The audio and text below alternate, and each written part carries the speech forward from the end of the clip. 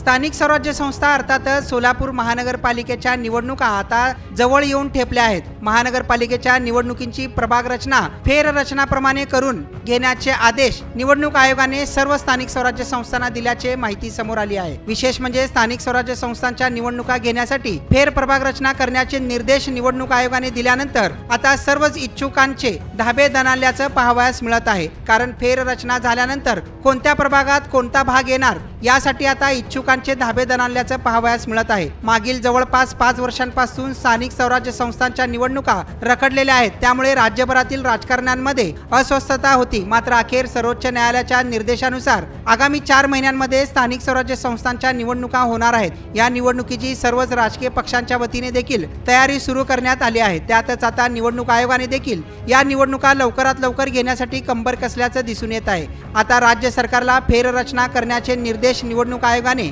दिल्याचं एकंदरीत पाहावयास मिळत आहे।